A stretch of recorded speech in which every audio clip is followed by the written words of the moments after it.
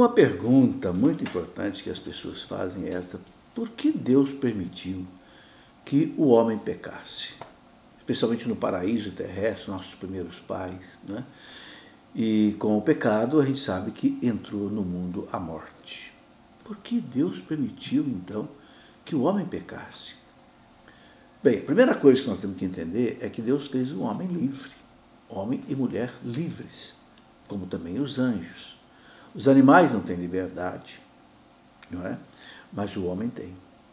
Então, quem tem liberdade pode praticar o bem ou o mal. Mas Deus deu também ao homem inteligência, para que ele tivesse luz e distinguir o que é o bem e do mal e optasse pelo bem. Né? E Deus tinha avisado o casal no paraíso: não comam desta fruta, porque se vocês comerem desta fruta, vocês vão morrer. Claro que isso aí é uma analogia. Deus tinha dito o quê? Não façam isso, isso e isso. Ou seja, como nós temos hoje os mandamentos. Bem, o homem pecou. O homem e a mulher pecaram, tentados pelo demônio, né? E a morte entrou na história do mundo. Olha, custou o quê? A morte de Cristo na cruz, para que o homem pudesse ser livre do pecado e voltar para Deus. Então, Deus foi quem pagou, talvez, sem dúvida, o preço mais alto disso tudo. Porque o seu Filho único veio morrer numa cruz. Agora, por que Deus permitiu isso? Bom, primeiro porque se não desse liberdade ao homem de errar, o homem não seria livre. Se o homem não fosse livre, não seria sua imagem e semelhança. Se não fosse a sua imagem e semelhança, o homem não seria bonito como é. Ok? Mas aqui no Catecismo da Igreja Católica, essa maravilha da Igreja, né, o Catecismo diz uma coisa muito interessante aqui no parágrafo 412.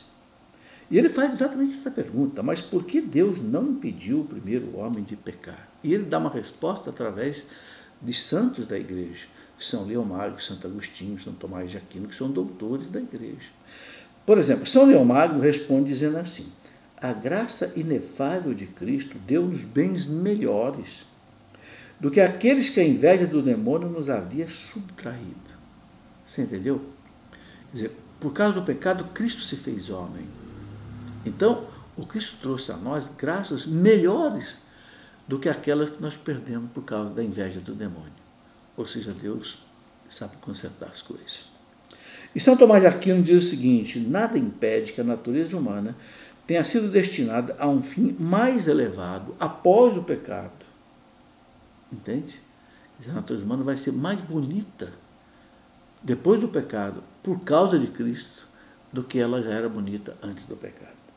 Com efeito, Deus permite que os males aconteçam para tirar deles um bem maior. São Tomás de Aquino. Donde a palavra de São Paulo: onde abundou o pecado, superabundou a graça. Romanos 5,20. E o canto da Páscoa, o Exultet, ó feliz culpa que mereceu tal e tão grande Redentor. Essa palavra é de São Tomás de Aquino. Né? São Tomás de Aquino exatamente compôs aquele Exultet, que é cantado no sábado, na vigília pascal. Ó feliz culpa que nos deu um tão grande Redentor. Ou seja, se não fosse o pecado de Adão, nós não teríamos Cristo como irmão. Ou seja, Deus feito homem, encarnado para sempre. Então isso mostra que realmente aquilo que São Leão Magno disse aqui, né? A graça inefável de Cristo deu-nos bens melhores do que aquele que a inveja do demônio nos tinha tirado. Né? E o Catecismo ainda diz aqui uma coisa muito interessante: a vitória sobre o pecado, conseguida por Cristo, deu-nos bens melhores do que aqueles que o pecado nos havia tirado.